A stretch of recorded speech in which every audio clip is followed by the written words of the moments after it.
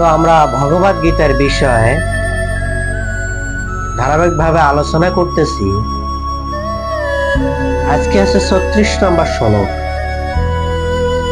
আর 36 নম্বর শ্লোকে অর্জুন তার আত্মীয় স্বজনকে বধ করলে যে পাপ হবে সেই বিষয়ে তিনি ভগবান কৃষ্ণকে বলতেছেন। পাপময়াশ্রয়াদাস্মম হত্যৈতনানেতনিয়াম তস্মাদন্নায় ভয়ম হন্তদতরাষ্ট্র সমন্দবনম স্বজনম হি তথা হন্ত সুখীনম সম্মাধব। অর্জুন বললেন, এই ধরনের আত্মীয়তা বধ করলে মহাপাপ আমাদের আচ্ছন্ন করবে।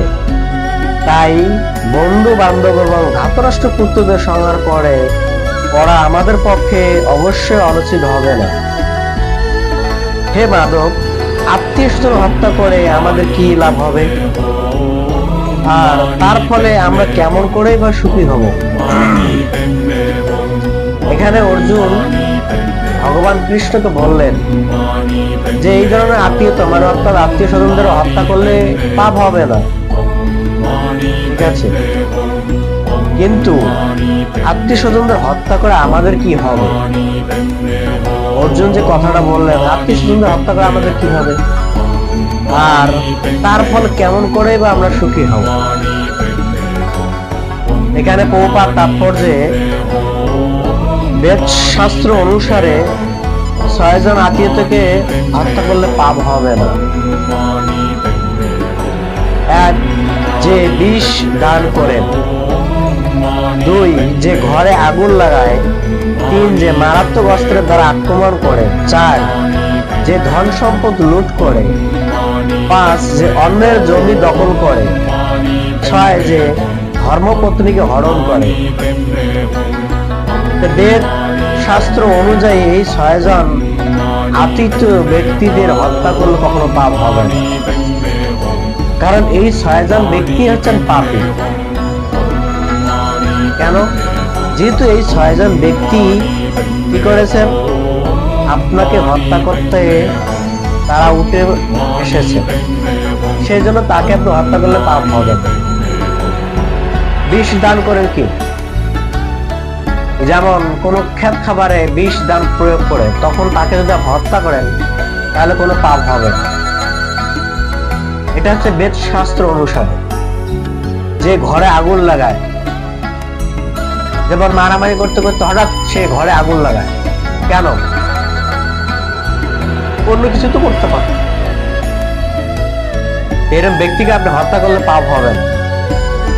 3 নম্বর যে মারাত্মক অস্ত্রের দ্বারা আক্রমণ করে, অস্ত্র নিয়ে যে আক্রমণ করেন তাকে মারলে পাপ হবে না, কারণ যদি তাকে আপনি না মারেন সে আপনাকে মেরে ফেলবে। তা আমরা দেখতে পারি কলিযুগে এই 6 ধরনের ব্যক্তি কলিযুগের মধ্যে অধিকাংশ, আর এই 6 ধরনের ব্যক্তি হচ্ছেন কলিযুগে। কেননা যদি শাসক সাধু হয় তাহলে প্রজারা সাধু হতো, যেহেতু শাসক সাধু না সেজন্য প্রজারা সাধু হতে পারে। কারণ রাজার দোষে রাজ্য নষ্ট, প্রজা কষ্ট পায়। বর্তমান কলিযুগে সেটাই হচ্ছে যে রাজার দোষে রাজ্য নষ্ট হচ্ছে আর প্রজারা কষ্ট পাচ্ছে। যেমন কালকে ঢাকা শহরে কি হয়েছে, মাত্র 1 ঘন্টা বৃষ্টি হয়েছে, এর মধ্যে পুরো ঢাকা শহর জলাবদ্ধ হয়ে গেছে। ভগবানের সামান্য একটা সৃষ্টি, সেটা হচ্ছে জল। জলকে নিয়ন্ত্রণ করার ক্ষমতা আমাদের হাতে নাই, আমরা ভগবানের উপর ক্ষমতাদারি করতেছি। আমাদের দুঃসাহসটা কত! এমনকি আমাদের অনেক মূর্খ ব্যক্তিরা তো সেই ভগবানের আসলে বসে পূজা গ্রহণ করার চেষ্টা। সামান্য সৃষ্টি ভগবানের জলকে আমরা নিয়ন্ত্রণ করতে পারি। ভগবান যদি 1 ঘন্টা, 1 দিন 24 ঘন্টা বৃষ্টি দেয়, পুরো বিশ্ব জলের তলে চলে যায়। কিন্তু কিছু কিছু নাস্তিক আছে সেই ভগবানকেই মানতে চাচ্ছেন। ভগবানের সৃষ্টি বা নিজেই সে ভগবান থেকে সৃষ্টি আছে, অথচ ভগবানকে সে বিশ্বাস করতেছে না, ভগবানকে মানতেছে। কত বড় সে মহামূর্খ।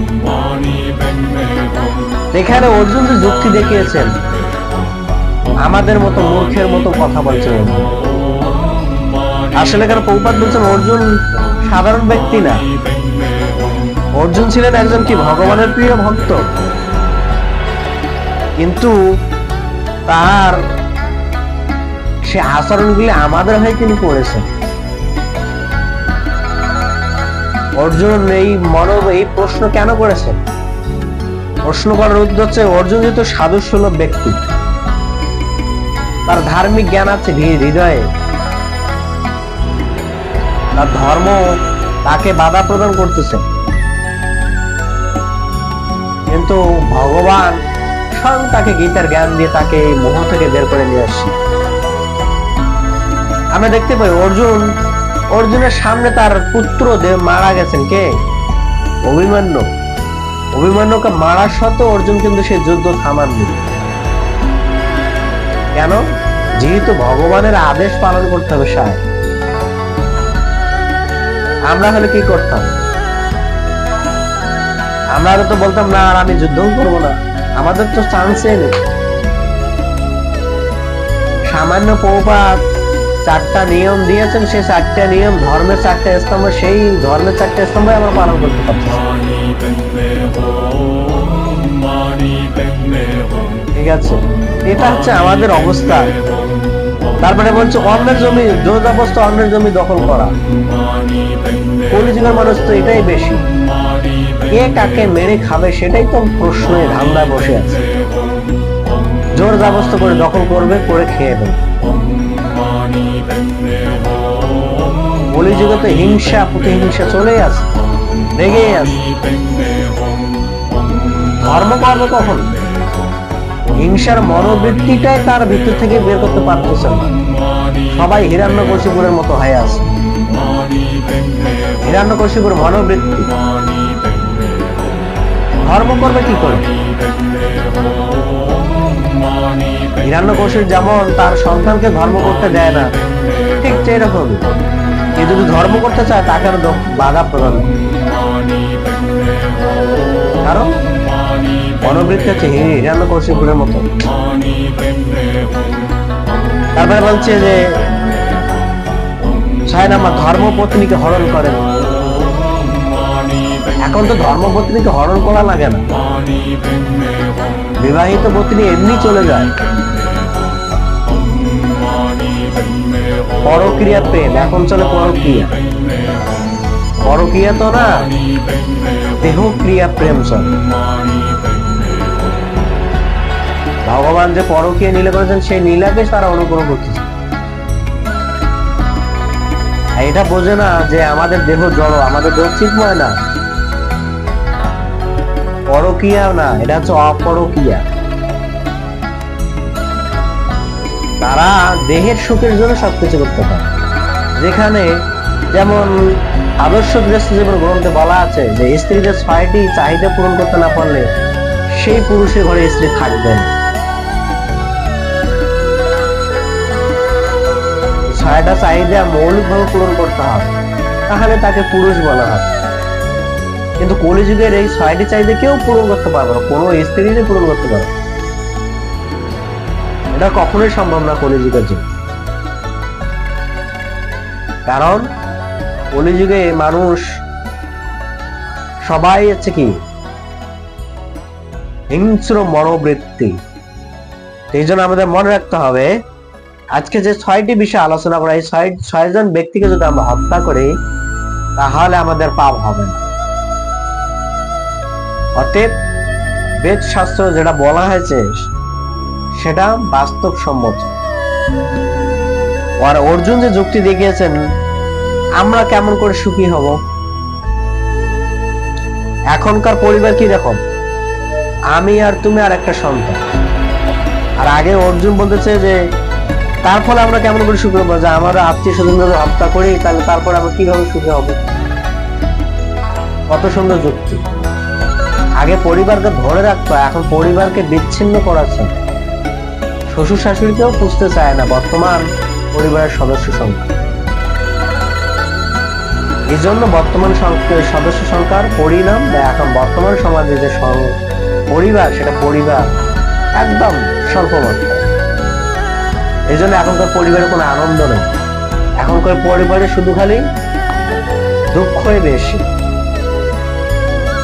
আনন্দ থাকবে কখন? যখন সমস্ত পরিবার সদস্য সংখ্যা এক থাকে, সবাই মিলে বাস করে, তখনই আনন্দ। পরিবারের সংখ্যা কম হলে আনন্দ হয় না কখন, বরং আরো দুঃখ বাড়ে। ঠিক আছে, এটাই হচ্ছে বর্তমান